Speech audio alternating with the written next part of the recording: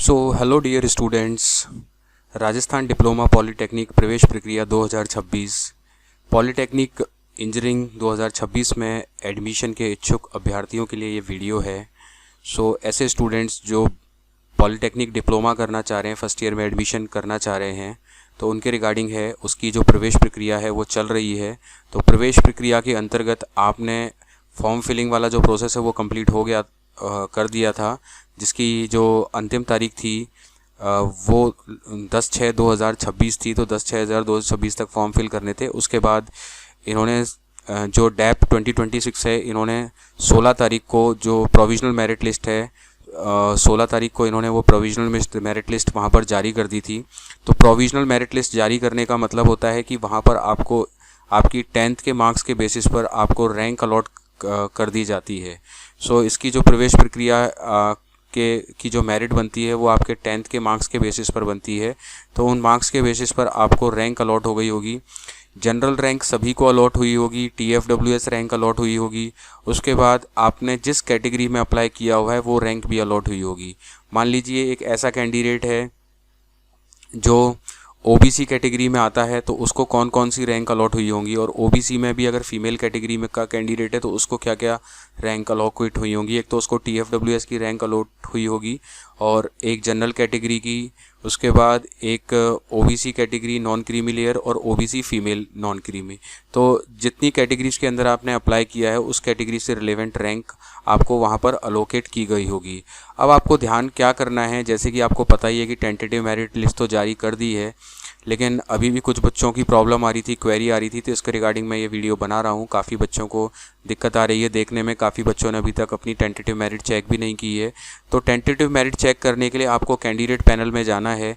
वहाँ पर click here to view tentative merit पर क्लिक करना है। यहाँ पर अपना फॉर्म नंबर इंसर्ट करेंगे और यहाँ पर पासवर्ड इंसर्ट करेंगे, तो व्यू माई मेरिट पे क्लिक करेंगे। जैसे ही आप व्यू माई मेरिट पर क्लिक करेंगे तो आपको नेक्स्ट पेज पर ले जाएगा, और नेक्स्ट पेज पर जाने के बाद एक इंटरफेस ओपन होगा जहां पर आपका कंप्लीट जो आपने फॉर्म फिल किया था वो आता, उसकी कंप्लीट फॉर्म फिल की डिटेल वहां पर बताएगा कि आपका name, father's name, date of birth, आपके 10th के मार्क्स, वो कंप्लीट जैसा फॉर्म दिखता है, फ़ोटो और साइन सब कुछ दिखाएगा, और डॉक्यूमेंट्स जो आपने अपलोड किए थे उनकी लिस्ट दिखा देगा। और वहाँ पर आपको एक नीचे की तरफ रैंक अलोकेट करके दिखा देगा कि आपको इस कैटेगरी में इतनी रैंक मिली है। तो वो नेक्स्ट जो स्लाइड है उसके अंदर मैं डिटेल में आपको बताता हूँ कि कैसे क्या रहेगा, बट चेक करने का ये तरीका है। आपको कैंडिडेट पैनल में जाकर वहाँ पर टेंटेटिव मेरिट पे क्लिक करना है, तो ये इंटरफेस ओपन होकर आप यहाँ पर अपनी डिटेल्स डालकर चेक कर लेंगे। उसके बाद पोर्टल के ऊपर ही हम रहते हैं, तो पोर्टल के ऊपर काफ़ी स्टूडेंट्स को इनकम सर्टिफिकेट की दिक्कत आ रही है, तो इनकम सर्टिफिकेट भी यहाँ पर आपको डाउनलोड करना है। और मैंने इसके रिगार्डिंग वीडियो भी बना रखा है कि किस तरीके से इनकम सर्टिफिकेट को बनवाया जाता है, कंप्लीट किया जाता है। तो इतना कोई मुश्किल टास्क नहीं है, आप इजीली इसको बनाकर, अगर इसमें कोई कमी आई है तो उसके अकॉर्डिंग आप इसको अपलोड कर सकते हो। तो ये फाइनेंशियल ईयर 2025-26 के हिसाब से बनता है। तो जैसा भी उन्होंने रिमार्क डाला है उसके अकॉर्डिंग बनवाकर आप इसको अपलोड कर दें, क्योंकि कल इसकी जो लास्ट डेट है डॉक्यूमेंट की पूर्ति करने की, जो कि 23 तारीख है, वो लास्ट डेट है। तो कल तक इसको कंप्लीट कर लें। तो यहाँ से आप इनकम सर्टिफिकेट का डाउनलोड कर सकते हैं, और मेरे चैनल पर आपको वीडियो भी मिल जाएंगे जहाँ पर मैंने इनकम सर्टिफिकेट बनाने के बारे में बता रखा है कि किस तरीके से बनाया जाता है। मेडिकल सर्टिफिकेट अपलोड नहीं करना था, लेकिन बाद में इसकी रिक्वायरमेंट होगी, तो अगर आप चाहें तो अभी इसको कंप्लीट करवा लें, बनवा लें। बट अभी पोर्टल पर अपलोड करने की इसकी रिक्वायरमेंट नहीं थी, बट अभी जब ऑनलाइन रिपोर्टिंग होगी तो इसको भी अपलोड करना पड़ेगा। उसके बाद यहाँ पर जो एनेक्स्चर्स हैं, सपोर्टिंग एनेक्स्चर्स हैं, ये अलग अलग कैटेगरीज़ के अकॉर्डिंग दे रखे हैं। तो ये है certificate for exception in tuition fees. Tuition fees में एक्सेप्शन चाहने वाले जो कैंडिडेट हैं उनके लिए फॉर्मेट है जो भी इस पर्टिकुलर कैटेगरी में एप्लीकेबल है।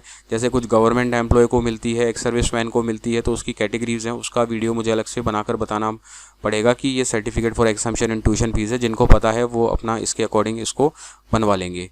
उसके बाद certificate for exception in tuition fees है। राज्य कर्मचारी जो कि राजस्थान स्टेट गवर्नमेंट के आश्रित हैं, भाई बहन के लिए, उनके लिए है। अगर आप इससे बिलोंग करते हैं तो इसका प्रिंट आउट लेकर इसको करवा लें। नॉन क्रीमी लेयर संबंधी शपथ पत्र। जो नॉन क्रीमी लेयर के कैंडिडेट हैं, मान लो उनका OBC का सर्टिफिकेट पुराना हो गया है, तो वो ये शपथ पत्र का प्रिंट आउट निकाल कर इसको फिल कराकर इसको अटैच कर सकते हैं।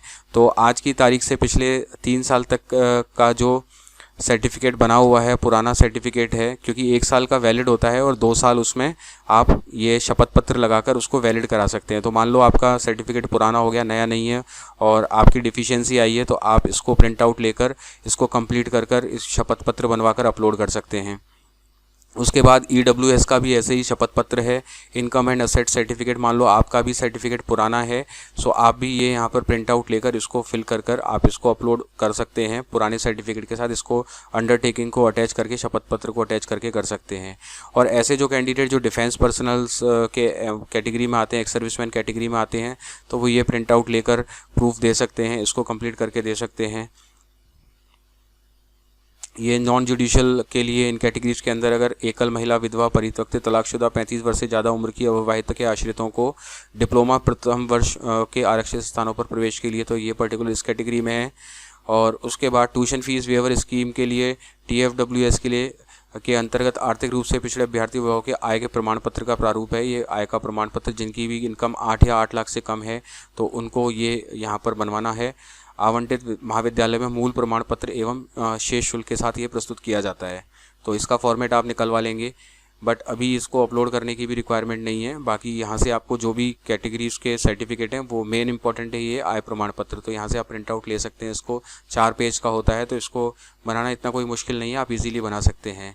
सो ये कास्ट सर्टिफिकेट है, OBC नॉन क्रीमी लेयर के लिए, MBC के लिए, तो आप अगर सर्टिफिकेट पुराना है तो ये आप लगा सकते हैं। तो इसके अंदर सारे एनेक्चर्स दे रखे हैं, आपसे जो भी बिलोंग करता है तो उसका प्रिंट आउट लेकर आप अपने जो भी डॉक्यूमेंट्स में खाना पूर्ति करनी है उसको आप कर सकते हैं। तो ये तो हो गई डॉक्यूमेंट्स में जो कमियां आ रही हैं, उससे रिलेवेंट एनेक्चर्स या उससे संबंधित शपथ पत्र कहाँ से लेने हैं, तो वो भी वेबसाइट पर यहाँ पर अवेलेबल हैं। तो चलिए एक बार बात कर लेते हैं किस तरह की कमियां स्टूडेंट्स को फेस करनी पड़ रही हैं और उनका समाधान क्या हो सकता है। सो जो पॉलिटेक्निक फर्स्ट ईयर में एडमिशन ले रहे हैं, उनकी जो प्रोविजनल मेरिट लिस्ट है वो 16/6/2026 को यहाँ पर जारी कर दी गई थी। तो मेरिट लिस्ट आने के बाद आपको अपनी मेरिट लिस्ट है उसको चेक करना है। उसमें अगर कोई रिमार्क मिला है तो रिमार्क को दूर करने के लिए अभी आपको प्रयास करने की रिक्वायरमेंट है। तो आवेदन पत्र में पाई गई कमियों को पूर्ति करने की जो डेट है वो 17/6 से लेकर 23/6/2026 तक है। सो आपको एक चीज़ ध्यान में रखनी है कि आपको अपना जो यहाँ पर जो आपको कार्ड इशू हुआ है, रैंक का जो कार्ड इशू हुआ है जिसके अंदर आपकी टोटल रैंक वगैरह लिखी हुई है, तो उसको आपको ठीक तरीके से चेक करना है, आपकी डिटेल्स वगैरह चेक करनी है। तो ये जो तारीख है 23 तारीख, मतलब कल तक आप अपने ऑब्जेक्शन भेज सकते हैं। आपकी जो कमी पूर्तियाँ हैं वो आप दूर करवाने के लिए रिक्वेस्ट भेज सकते हैं। उसके बाद फाइनल मेरिट लिस्ट जारी हो जाएगी 25/6/2026 को। उसके बाद ये किसी भी तरह की कोई भी रिक्वेस्ट एक्सेप्ट नहीं करेंगे। तो इसलिए इसको कल तक जो भी आपकी कमियां आपको लग रही हैं उनको पूरी कर लें। आपको लग रहा है कि आपकी जो रैंक है वो सही नहीं आई है, आपकी कैटेगरी सही नहीं शो कर रहा है उस फॉर्म के अंदर, और आपकी जो इनकम जो आपने फिल की थी वो भी सही नहीं कर रहा है, आपको ऐसा लगता है कि कोई भी एंट्री गलत शो कर रखा है, तो आप उसके लिए ऑब्जेक्शन वहाँ पर आपत्ति भेज सकते हैं। तो कल इस डेट का ध्यान में रखें। तो सबसे पहले तो आपको अपनी टेंटेटिव मेरिट चेक करनी है। डॉक्यूमेंट्स के रिगार्डिंग अगर आपको कोई रिमार्क मिला है तो उस रिमार्क को देखना है, और उस रिमार्क को दूर करने के लिए आपके पास जो भी यहाँ पर उपलब्ध डॉक्यूमेंट हैं या फिर जो भी रीजंस हैं वो सब आपको सेंड कर देने हैं। सो रिमार्क को दूर करने के लिए आपको अभी प्रयास करने हैं, और कैसे आपको इशू सेंड करना है वो देख लेते हैं नेक्स्ट उसके अंदर। सो कुछ इस तरह का इंटरफेस आया होगा। एक जैसे आपने फॉर्म फिल किया होगा तो पूरा फॉर्म फिल की जो आपकी डिटेल्स है, फ़ोटो है, साइन है, यहाँ पर आपका नेम, फादर्स नेम, जो भी आपकी डिटेल्स हैं वो सारी आपके फॉर्म में लिख रखी होंगी। उसके बाद यहाँ पर एक मेरिट या रैंक डिटेल्स का एक परफॉर्मा यहाँ पर दिख रहा होगा। तो उसके अंदर जैसे कोई कैंडिडेट है वो जिस भी कैटेगरी में बिलोंग कर रहा है, जैसे जनरल कैटेगरी में बिलोंग कर रहा है तो जनरल की रैंक मिल जाएगी, जनरल फीमेल कैटेगरी में बिलोंग कर रहा है तो जनरल फीमेल की रैंक यहाँ पर मिल जाएगी। और उसके बाद TFWS का भी यहाँ पर क्राइटेरिया होता है, तो यहाँ पर TFWS की रैंक भी वहाँ पर अवेलेबल हो जाएगी। अगर TFWS को, तो जिस भी कैटेगरी, मान लो आप SC कैटेगरी से बिलोंग कर रहे हैं तो SC कैटेगरी, जनरल तो सबको मिलेगी, जो जनरल रैंक है वो सबको मिलेगी। तो आपको अपनी डिटेल्स चेक करनी है, और आपने 10th की जो मार्कशीट है जिसके बेसिस पर आपने फॉर्म फिल किया है वो चेक करना है कि आपके 10th के मार्क्स एकदम सही दिखा रहा है कि नहीं दिखा रहा, क्योंकि उसी से आपकी मेरिट यहाँ पर डिसाइड होती है। तो 10th की एग्ज़ाम की जो डिटेल्स हैं उनको ठीक तरीके से फिल करना है। सब कुछ आपका करेक्ट है, कोई रिमार्क नहीं मिला है तो कोई दिक्कत नहीं है।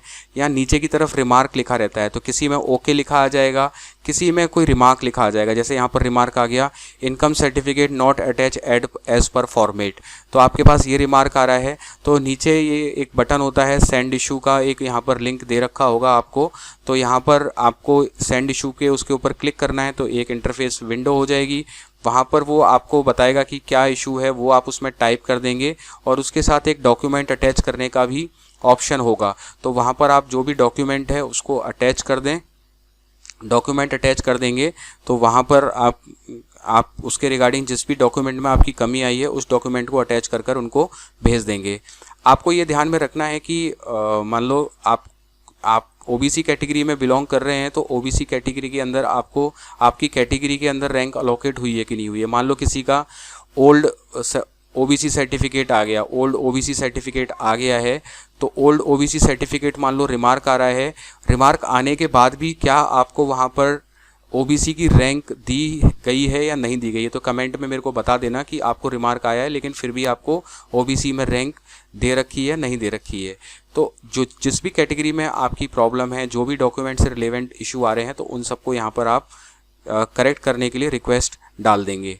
तो यहाँ पर ये सिंपल सा प्रोसेस है, इस तरह का फॉर्मेट आपको दिख जाएगा। आपको सेंड इशू पर भेजना है, सेंड इशू करने के बाद आपको जो भी आपके पास रिक्वायरमेंट डॉक्यूमेंट्स हैं उनको आप अटैच कर कर यहाँ पर भेज देंगे।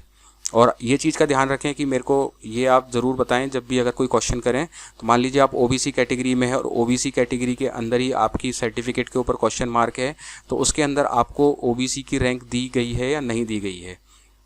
उसके बाद जो आपने डॉक्यूमेंट अपलोड किए थे वही 10th की मार्कशीट है। 10th की मार्कशीट में अगर कोई इशू बता रहे हैं तो वो आप करेक्ट करके वहाँ पर अपलोड कर दें। उसके बाद category certificate SC ST OBC MBC अगर इसमें कोई इशू बता रहे हैं तो वो उसको करेक्ट करके अटैच कर दें, या फिर इसके साथ अभी आपका पुराना बना हुआ है तो एफिडेविट का जो फॉर्मेट मैंने बताया था, एफिडेविट का प्रिंट आउट लेकर उसको साइन वाइन कराकर उसको फिल कराकर उसको अटैच कर दें। सो एफिडेविट वाला वहाँ पर हो जाएगा। सो बेसिकली ये तो जब आपने अपलोड डॉक्यूमेंट किए थे उसका फॉर्मेट है, उसका लेआउट है, बट जब सेंड इशू करेंगे तो ऐसा फॉर्मेट नहीं, दूसरे तरीके का वहाँ पे इंटरफेस ओपन होगा। बट मैं डॉक्यूमेंट्स को गिनवा रहा हूँ आपको कि डॉक्यूमेंट्स की कमियाँ किस तरीके से आपको दूर करनी है। तो 10th की मार्कशीट आपकी कोई कमी आ रही है तो उसको करके जल्दी से उसको कर दें। उसके बाद यहाँ पर कैटेगरी सर्टिफिकेट की कोई दिक्कत आ रही है तो ओल्ड सर्टिफिकेट के साथ एफिडेविट शपथ पत्र कर सकते हैं, या फिर आपके पास अगर शपथ पत्र भी नहीं है तो ई मित्र पर जो आपने अप्लाई किया था और उसके अंदर जितना भी टाइम लग रहा है जो भी है उसका लेटेस्ट वहाँ पर टोकन नंबर डालकर लेटेस्ट वहाँ पर जो भी उसका स्टेटस चल रहा है उसका प्रिंट आउट लेकर वो अटैच करके डाल दें अगर आपके पास अभी नहीं बन के आ रहा है तो। उसके बाद इनकम सर्टिफिकेट में जो छोटी मोटी कमियाँ हैं वो रेक्टिफाई 1-2 दिन में भी हो जाती हैं, तो इनकम सर्टिफिकेट को प्रॉपर बनाकर उसको अपलोड कर देंगे। एक्स सर्विसमैन में आते हैं तो एक्स सर्विसमैन की में अगर कोई कमी आ रही है, रिमार्क आ रहा है, इन्हीं सब में ही रिमार्क आएगा। रिमार्क 10th में आएगा, रिमार्क कैटेगरी सर्टिफिकेट में आएगा, राजस्थान के मूल निवास प्रमाण पत्र में कोई रिमार्क आएगा। अगर इसमें कोई रिमार्क आ रहा है तो उसके रिगार्डिंग भी ई मित्र से लेटेस्ट अप्लाई का वहाँ पर डाल दें। उसके बाद इनकम सर्टिफिकेट में रिमार्क आ सकता है, एक्स सर्विसमैन डॉक्यूमेंट में आ सकता है। सो बेसिकली यहीं तक कोई रिमार्क आएगा, और जिसने स्पोर्ट्स कोटे में अप्लाई किया है, अंडरटेकिंग वगैरह फिल नहीं किए तो यहाँ तक रिमार्क आएगा। तो ये सब हो गई आपकी डॉक्यूमेंट्स की बात। तो आप जनरली जो आया है वो इनकम सर्टिफिकेट के रिगार्डिंग जनरली स्टूडेंट्स के फीडबैक से वही पता चल रहा है, तो उसमें कोई खास बात नहीं है। उसके अंदर 2 सरकारी गवाह जो भी आपके जानने मिलने वाले होते हैं उनके साइन वगैरह करा लें तो वो पूरा हो जाता है। तो ऐसी कोई दिक्कत नहीं है, कोशिश करोगे तो हो जाएगा। सो कल आखिरी तारीख है तो इसको कंप्लीट कर लें। और भी अगर आपके कोई क्वेरी है, सवाल जवाब हैं तो वो आप कमेंट करके पूछ सकते हैं। तो चलिए मिलते हैं नेक्स्ट वीडियो में, तब तक धन्यवाद।